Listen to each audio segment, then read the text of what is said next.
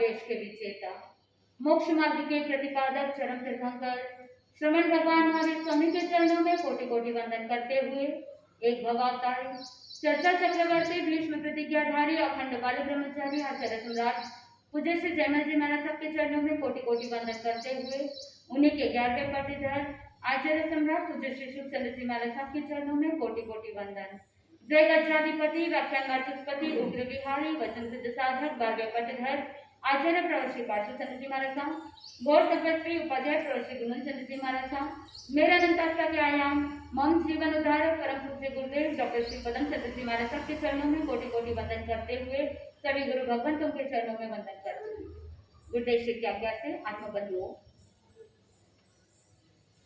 मंगलाचरण साधक के जीवन में मंगल का प्रादुर्भाव करता है। आप जब भी कभी कोई साधना प्रारंभ करते हैं तो वहां पर मंगलाचरण करते हैं, यानी आदि मंगल, मध्य मंगल और अंतिम मंगल। जिस समय आप सामयिक का पाठ भी बोलते हैं, सामयिक करने की विधि में भी आप देख सकते हैं, सबसे पहले आप क्या बोलते हैं? नकार मंत्र आदि मंगल। प्रारंभ में आपने अपनी साधना को मंगलमय बनाने के लिए आपने नवकार मंत्र का स्मरण किया। बीच में आपने लोगस्य का पाठ बोला मध्य मंगल। 24 तीर्थंकरों को आप स्मरण करते हैं, उनकी स्तुति करते हैं तो मध्य मंगल। और साथ में जब साधना कंप्लीट होने वाली होती है या आपने जो विधि प्रारंभ की उस विधि के अंतिम में नमोथुनम का पाठ बोला, यानी अंतिम मंगल। मन में ये चिंतन किया कि मेरे जीवन में सब कुछ मंगलमय हो, चाहे सांसारिक कार्य हो या चाहे आध्यात्मिक कार्य हो, हर कार्य आपका सफल हो, उसके लिए आप मंगल चाहते हैं। हमेशा आप यही आशीर्वाद चाहते हैं, हमेशा आप अपने लिए पॉजिटिविटी चाहते हैं कि आपका जीवन मंगलमय हो। मंगल का मतलब क्या होता है?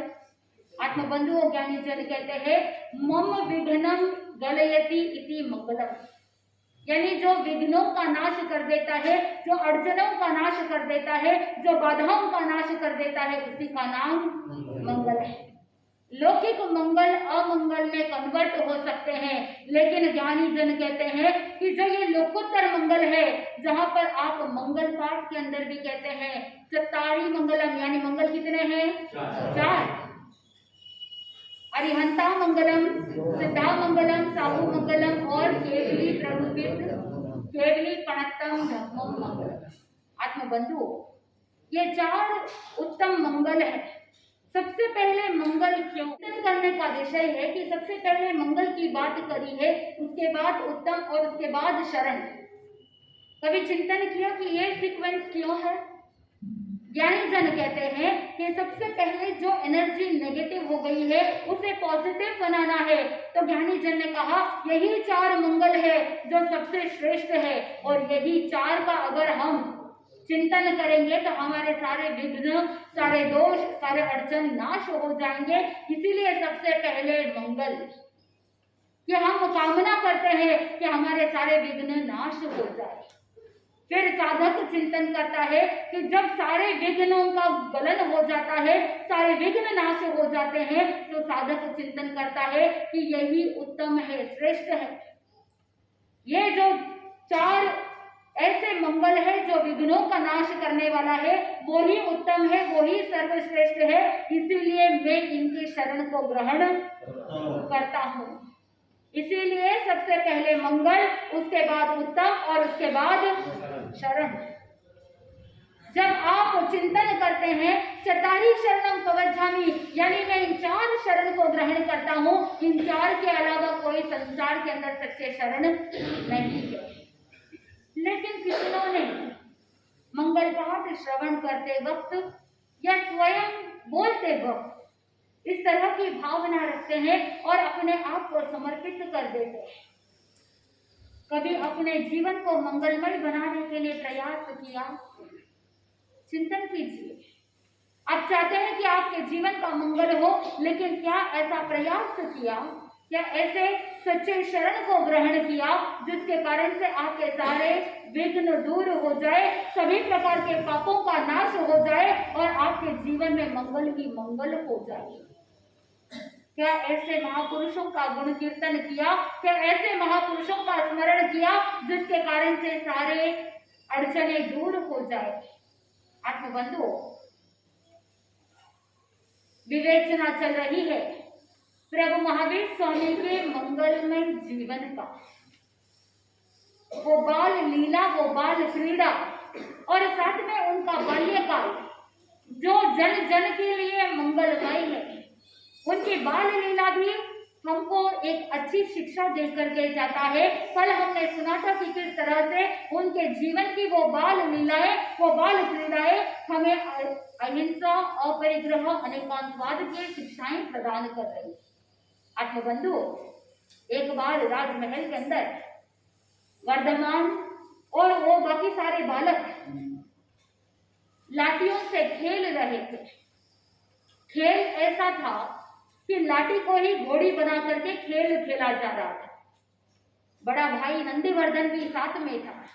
खेलते खेलते अचानक एक बालक अंदर आ जाता है और उस समय वर्धमान कहते हैं कि इसके लिए भी एक लाठी दे दो। बड़े भाई को कहा कि भाई इसके लिए भी एक लाठी ला करके दे दो। वर्धमान को नंदीवर्धन कहते हैं कि राजमहल में अब और लाठियां नहीं है। वर्धमान ने इधर उधर नजर दौड़ाई, दृष्टि लगाई, देखा कहाँ कोई कुछ मिल जाए। देखा तो पिताजी महाराज सिद्धार्थ का राजदंड पड़ा था। वर्धमान ने अपनी लाठी उस बालक को दे दी और स्वयं पिताजी का राजदंड ले लिया। नंदीवर्धन ने कहा कि तुम ऐसा कार्य मत करो, पिताजी को पता चलेगा तो डांट पड़ेगी। क्या करना? वर्धमान ने कहा वो मुझ पर छोड़ दो, वो मैं देख लूंगा। तो राजदंड को घोड़ी बना करके वो वर्धमान खेलने लग गए बाकी सब बालकों के साथ। और जब खेल रहे थे उस समय एक और बालक आ जाता है। अब पहले से ही लाठी नहीं है, अब क्या करना? उस समय विचार कर रहे थे कि कोई भी व्यक्ति, कोई भी दूसरा बालक अपनी लाठी को शेयर करने के लिए तैयार तो होगा नहीं। उस समय वर्धमान के मन में ऐसी भावना थी कि वस्तु के अभाव में व्यक्ति क्यों खेल से वंचित रहे। उनके जीवन में वस्तु का कोई मूल्य नहीं, उनके जीवन के अंदर मैत्री भाव का मूल्य था। क्या आपके जीवन में किस चीज की वैल्यू है? वस्तु की वैल्यू ज्यादा है या इंसान की भावनाओं की वैल्यू ज्यादा है? किसकी वैल्यू ज्यादा है? अरे बोल तो दीजिए। वस्तुओं की वैल्यू ज्यादा है।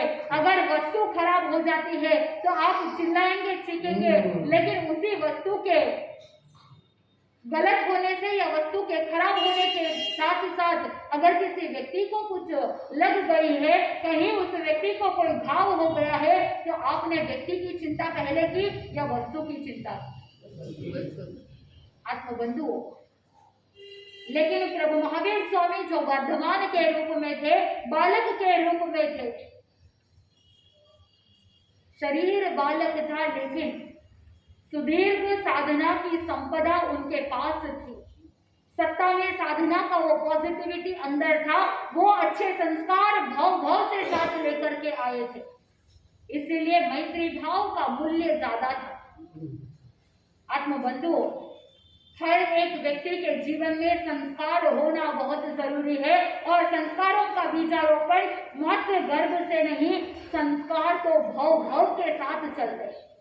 ये जीव नरक गति में भी गया और नरक गति के अंदर भी ये जीव जीता है और नरक गति के संस्कार साथ में लेकर के आता है। नरक गति के अंदर ज्ञानी जन कहते हैं कि भय संज्ञा बहुत अधिक, हर पल हर क्षण वो जीव भयभीत रहता है। क्रोध संज्ञा भी इतनी अधिक होती है कि वो जीव हमेशा एक दूसरे के साथ लड़ते झगड़ते रहते हैं। तो ये कहां से लाए संस्कार? बार बार भयभीत हो रहे हैं, बार बार क्रोध के आवेग में जा रहे हैं, बार बार चिड़चिड़ कर रहे हैं, लड़ाई झगड़े कर रहे हैं। कहां से लाए ऐसे संस्कार? ज्ञानी जन कहते हैं कि नरक गति से ये जीव वो संस्कार लेकर के आता है। आत्मबंधु, ये जीव अनेकों बार तिर्यंच गति के अंदर भी गया है, और तिर्यंच गति के जो जीव होते हैं उनका माइंड कहाँ तक चलता है? खाओ पियो और बोल तो दीजिए। आपकी भी धारणा ऐसी हो जाती है, खाओ पियो मौज करो, आने वाला भविष्य क्या है किसको पता है। लोग कहेंगे कि इस जन्म में अगर सत्कार्य नहीं किया तो आने वाले जन्म में क्या करना पड़ेगा? भुगतना पड़ेगा, रोना पड़ेगा, बिलखना पड़ेगा, जैसा करोगे वैसा भरना पड़ेगा। लेकिन आप क्या करोगे? आप तो कह दोगे ये नेगेटिविटी साथ में लेकर के चलते हैं, आगे का जन्म किसने देखा है, आज जो हम जी रहे हैं वही हमारा है, इसलिए खाओ पियो और मौज करो। आत्मबंधु, अगर ऐसी विचारधारा रखते हैं तो उस जीव का पतन हो जाता है, क्योंकि ज्ञानी जन ने कहा, आचार्य सूत्र साक्षी है कि वहां पर पूर्व जन्म और आने वाले भविष्य के बारे में भी बताया। क्योंकि आचार्य सूत्र का पहला श्रुत स्कंद, पहला अध्ययन प्रारंभ होता है, वो साधक चिंतन करता है कि मैं किस दिशा से आया हूँ। कदाचित पूर्व दिशा से, कदाचित पश्चिम दिशा से, कदाचित उत्तर दक्षिण या भी दिशाओं से, चाहे वो नॉर्थ ईस्ट हो या साउथ ईस्ट हो या नॉर्थ वेस्ट हो या साउथ वेस्ट हो, अलग अलग 18 प्रकार की दिशाओं से यह जीव कहीं से भी आ सकता है। यही अध्यात्म का प्रथम चरण है कि जहां पर साधक चिंतन करता है कि मैं कहां से आया हूं। अहो किम आसी। आत्मबंधु, जब साधक चिंतन करता है तो उसे पता चल जाता है जाति स्मरण ज्ञान के माध्यम से कि वो कौन सी दिशा से आया है, कौन सी गति से आया है। और जो जीव अलग अलग गति से आता है तो वो अपने साथ वो संस्कार भी लेकर के आता है। तिर्यंच गति के अंदर उनका इतना माइंड नहीं चलता, वहां पर वो खाते हैं, पीते हैं, सोते हैं, ऐसे ही जीवन आगे बढ़ा देते हैं।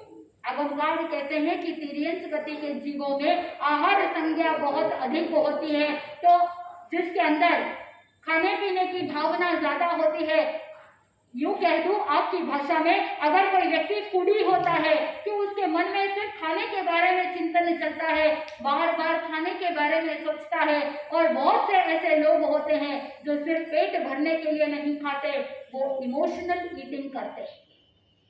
आपने सुना होगा कि जो व्यक्ति अपनी भावनाओं के अंदर डूबा हुआ रहता है उसे कहते हैं इमोशनल ईटिंग। आजकल विज्ञान बहुत रिसर्च कर रहा है, मेडिकल साइंस रिसर्च कर रहा है, क्योंकि शरीर को जितना भोजन चाहिए उससे कई गुना ज्यादा व्यक्ति खाता है, जो अनावश्यक है, एक्स्ट्रा कैलोरीज इंटेक करता है। इसीलिए कहते हैं कि ये पेट कभी भरता नहीं, और आपके जीवन में ये जंजाल चलता है, पेट भरने की भी जल्दी रहती है और पेट भर जाए तो उसे खाली करने की भी जल्दी रहती है। सुबह उठे और पेट साफ नहीं हुआ तो चिंता हो जाती है, और अगर पेट बहुत खाली है, भूखे हैं, तो उसके लिए भरने की भी चिंता रहती है। ये भरने और खाली करने के चक्कर में पूरा जीवन व्यतीत हो जाता है, लेकिन ये पेट कभी तृप्त नहीं होता। ये तिर्यंच गति से संस्कार लेकर के आए, जब आप अपने जीवन में कुछ नेगेटिव इमोशंस के साथ जूझ रहे होते हैं, मन के अंदर खिन्नता है, उदासी है, और अपनी भावनाओं को किसी के साथ शेयर नहीं कर पाते हैं, बहुत सी ऐसी चिंताएं होती है, नेगेटिविटी होती है, उन नेगेटिव इमोशंस की वजह से आप अपने भीतर खालीपन का अनुभव करते हैं। शारीरिक रूप से पेट खाली हो तो आप आहार से भरते हो, लेकिन बहुत बार अपने अंदर वो भावनाओं का जो खालीपन है उसे भरने के लिए भी व्यक्ति क्या करता है, फिजिकल रूप में सल्यूशन ढूंढने का प्रयास करता है, और उसी सल्यूशन के ढूंढने के चक्कर में वो खाना चूसता चला जाता है। उसी को कहा इमोशनल ईटिंग। और उसी नेगेटिव इमोशंस के चलते व्यक्ति इतना ज्यादा कैलोरीज इंटेक करता है कि जिसके कारण से मोटापा भी बढ़ जाता है। आत्मबंधु, यहाँ पर आप भले ही कितना भी उस व्यक्ति को कह दो कि तुम खाना कम खा लो और तुम अपने बॉडी को व्यवस्थित रखो, शरीर अगर कम वजन वाला होगा तो वो क्या कर सकता है, एक्टिव रहेगा, आलस नहीं आएगा, प्रमाद नहीं आएगा। लेकिन आत्मबंधुओं, अगर व्यक्ति इमोशनल ईटिंग करता है तो उसे कैसे समझाओगे? और बहुत बार ऐसा होता है कि आप खाते हैं या नहीं खाते हैं, लेकिन उसके बावजूद आप अपने इमोशंस के साथ अगर जूझ रहे हैं तो वहां पर ज्ञानी जन कहते हैं कि व्यक्ति का वजन वैसे ही बढ़ जाता है।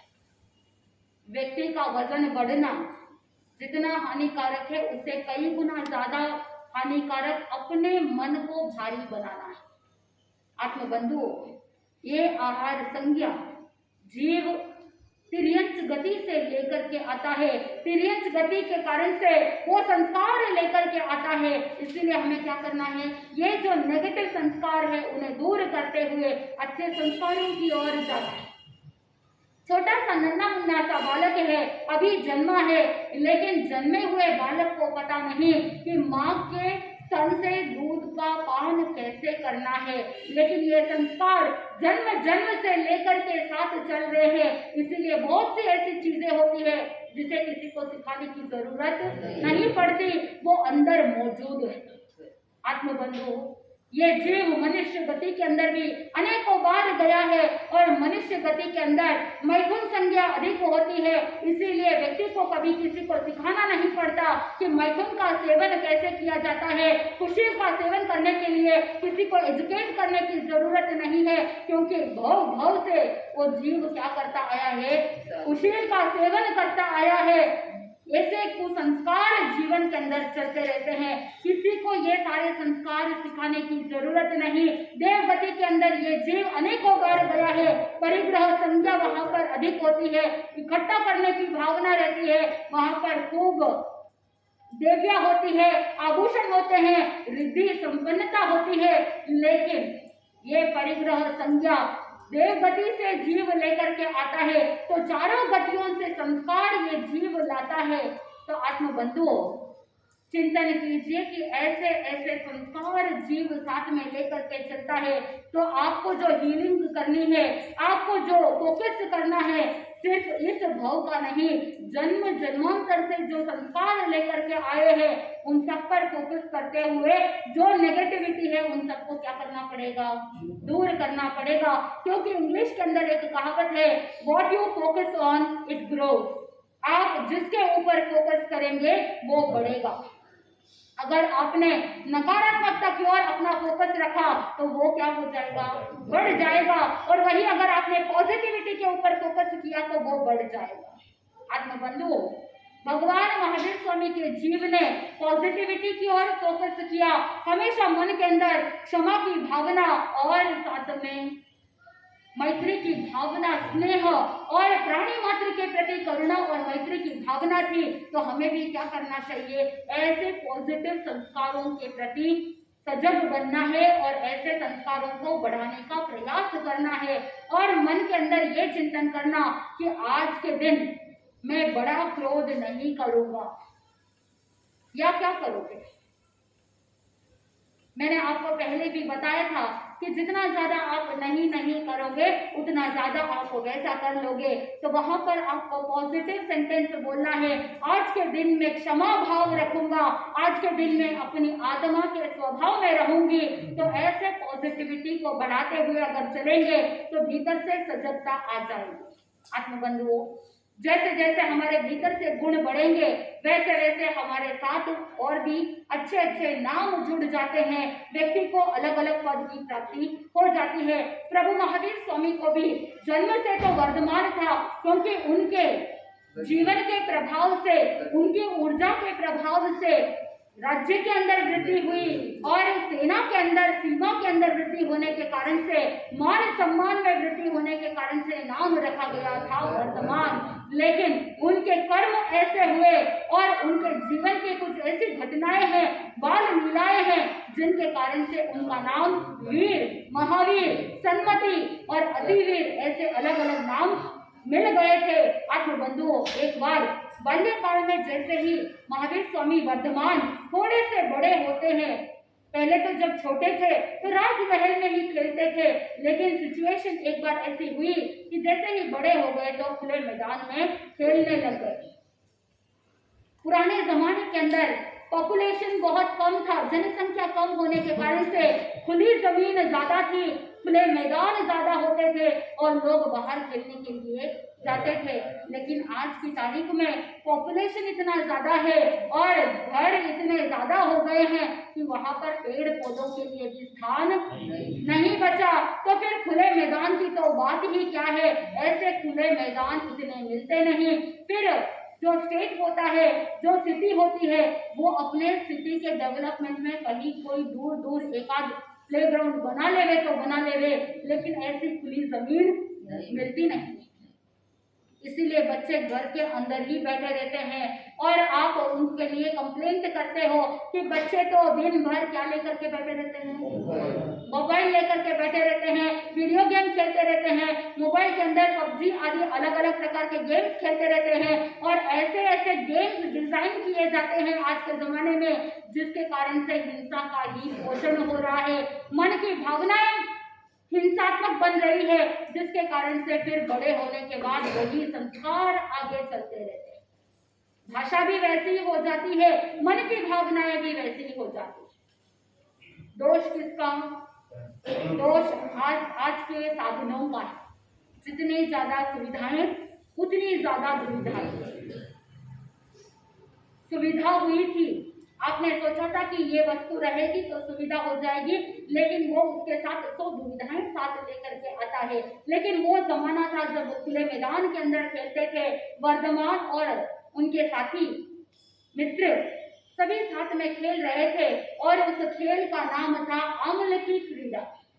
आम्ल की क्रीड़ा का रूल ऐसा था कि वहां पर एक वृक्ष को, एक पेड़ को टारगेट बना लिया जाता था और जो सबसे पहले दौड़ करके पेड़ के ऊपर चढ़ जाएगा तो वो विजयी घोषित किया जाएगा और सबसे लास्ट जो पीछे रह जाता है वो पराजय स्वीकार करना पड़ता है और जो हार जाता है उसके पीठ पर बैठ करके पुनः जहां से दौड़ लगानी प्रारंभ की थी वहां तक ले जाना होता है।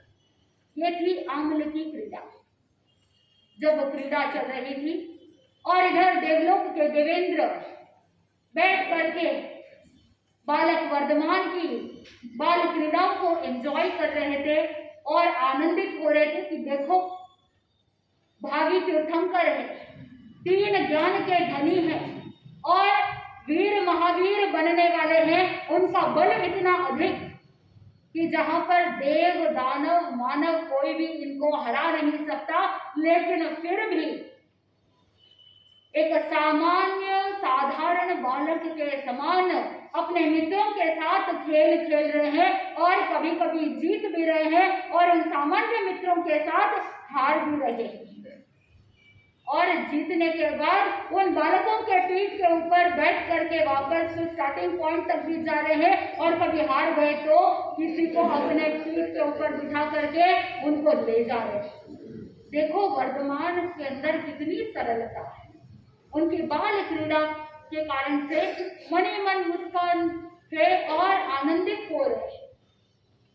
आत्मबंधुओं, बाकी सारे देव उस देवेंद्र को देख रहे हैं, आखिर इंद्र मुस्कुरा क्यों रहे हैं, इतने आनंदित क्यों हो रहे हैं, पूछ लिया। देवेंद्र ने कहा कि देखो बालक वर्धमान को देखो, प्रभु है लेकिन फिर भी कितना आनंदित हो रहे। क्या आप अपने जीवन में इतना आनंद का अनुभव किया? साधन है तो भी मन में प्रसन्नता नहीं और साधन नहीं है तो भी मन के अंदर संतोष भाव नहीं है। हर बात के लिए हमेशा कंप्लेंट बॉक्स की तरह वो कंप्लेंट चलती ही रहती है। पतिदेव कितना भी कर लो फिर भी आपकी कंप्लेंट खत्म होती नहीं। जब पतिदेव थके हारे घर आते हैं तभी कंप्लेंट बॉक्स का टेप रिकॉर्डर चालू हो जाता है। चाचू जी ने ऐसा कह दिया, आज उसने ऐसा कर दिया। भाई वो दिन भर थके हारे आते हैं, आपको थोड़ा सा सोचना चाहिए कि वो व्यक्ति सोचता है कि मैं दिन भर परिवार के लिए कमाता हूँ, इतने भागदौड़ करता हूँ, कभी खाया कभी नहीं खाया, कभी शरीर का ध्यान रखा कभी नहीं रखा और घर आने के बाद 2 वक्त की रोटी भी अगर शांति से नसीब ना हो तो उस व्यक्ति के मन में जो धन कमाने का जो उत्साह होता है, कुछ करने का उत्साह होता है, वो सारा उत्साह खत्म हो जाता है। फिर आप कहोगे कि मेरे पतिदेव मुझे टाइम नहीं देते, मेरे लिए कुछ भी गिफ्ट लाते हैं। कमाने की उम्र में आपने इतना बोल बोल करके उनका माइंड खराब कर दिया, और जब शरीर साथ नहीं देता उस समय कमाने के लिए दौड़ना पड़ता है। अगर वही पहले से ही सामंजस्यता हो, पहले से ही अंडरस्टैंडिंग हो, और साथ में ये चिंतन करे कि घर आने के बाद मैं अपना टेप रिकॉर्डर चालू नहीं करूंगी, हो सके तो पॉजिटिव बोल करके उनके अंदर और एनर्जी भरने का प्रयास करूंगी। ऐसी भावना अगर पत्नी के अंदर रहे तो पति क्या करेगा? और ज्यादा मेहनत करेगा, घर के अंदर खुशहाली रहेगी, वातावरण पॉजिटिव रहेगा। जैसे माता त्रिशला ने भी महाराज सिद्धार्थ को प्रेरणास्पद वचन बोलती है तो राजा के अंदर, राज्य करने के अंदर पॉजिटिव एनर्जी आ जाती है। आत्मबंधुओं, पत्नी के वचनों के अंदर वो ताकत होती है कि वो अपने पति के भाव को भी सुधार सकती है। आत्मबंधुओं, चिंतन आपको करना है कि आपके वचन कैसे हैं, आपकी भावना कैसी है। नहीं तो आप हमेशा कंप्लेंट करते ही रहोगे, और कंप्लेंट करते करते आपका जीवन ऐसे ही व्यतीत हो जाएगा। फिर क्या मतलब है? आत्मबंधुओं, वहां पर आमले की क्रीड़ा के अंदर वो इंद्र हर्षित हो रहे हैं, आनंदित हो रहे हैं, लेकिन कहते हैं ना कि हर किसी को हर किसी की प्रशंसा सहन नहीं होगी। आप अपने ही घर के अंदर देख लो कि अगर सासू जी एक बहू की अगर प्रशंसा कर दे तो देरानी को पसंद नहीं आता, और अगर देरानी की प्रशंसा कर दे तो जेठानी ईर्ष्या के कारण से आप बबूला हो जाती है। ये अमूमन देखने को मिलता है कि व्यक्ति एक दूसरे की प्रशंसा को सहन नहीं कर पाता, लेकिन जो सम्यक दृष्टि जीव होता है, जो भवी जीव होता है, वो हमेशा हर किसी के गुणों को ग्रहण करता है और हर किसी की प्रशंसा करता है। ये भी एक कला है। देवेंद्र ने प्रशंसा की, लेकिन उस सभा के अंदर एक मिथ्यात्वी देव था, उससे ये प्रशंसा सहन नहीं हुई। उसने देखा कि हाड़ मांस का ये मनुष्य, औदारिक शरीर ग्रहण करने वाला ऐसा मनुष्य, उसके अंदर इतना गुण कहाँ से, इतना बल कहाँ से, और मुझे तो परीक्षा लेनी चाहिए।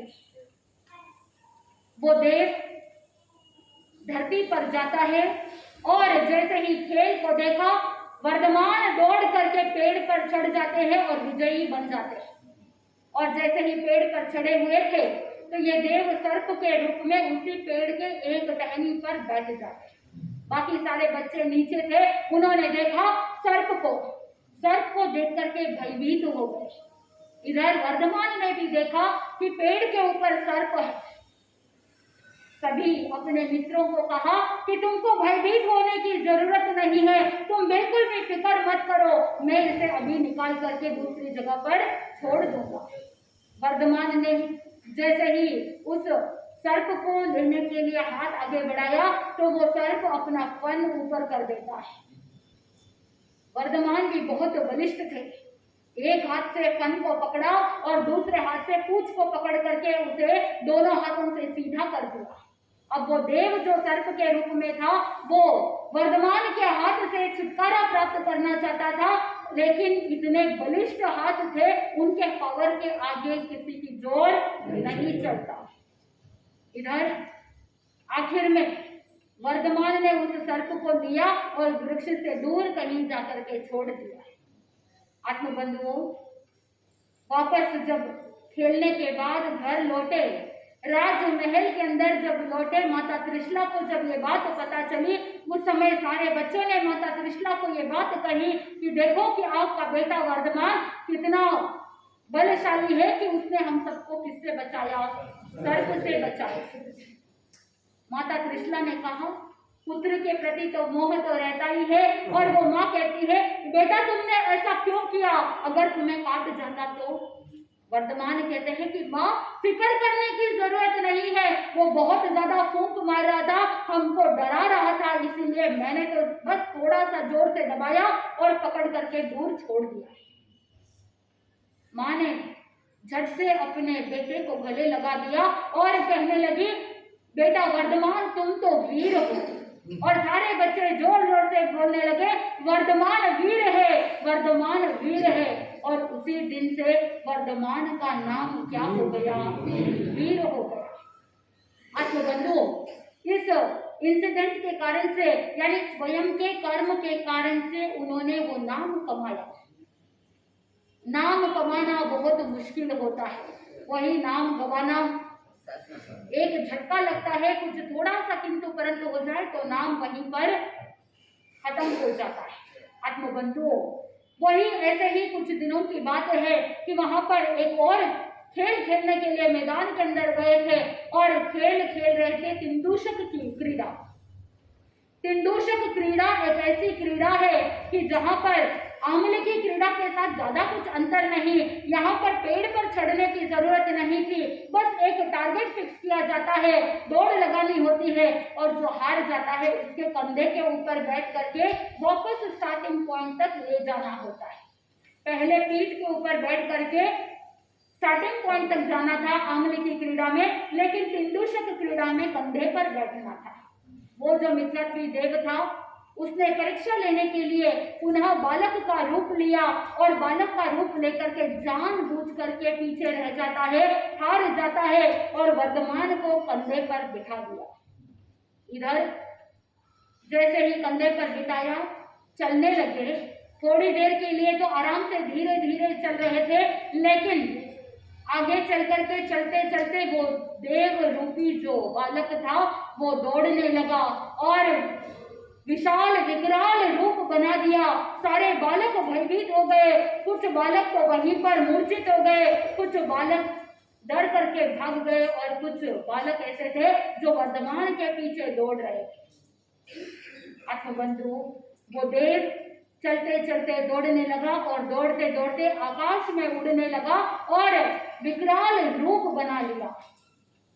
इधर क्योंकि वर्धमान पहले से ही 3 ज्ञान के धनी थे, उन्होंने जान लिया कि ये तो देव माया है, इसीलिए मुझे कुछ करना चाहिए। मेरे जितने भी मित्र हैं सभी को भय से मुक्त करना है, तो मुझे इस देव को दंडित करना पड़ेगा। आत्मबंधुओं, उसी समय वर्धमान ने मुष्टि का प्रहार उस देव के कंधे पर किया और उस देव को ऐसा लगा कि कोई वज्र का प्रहार हो गया हो।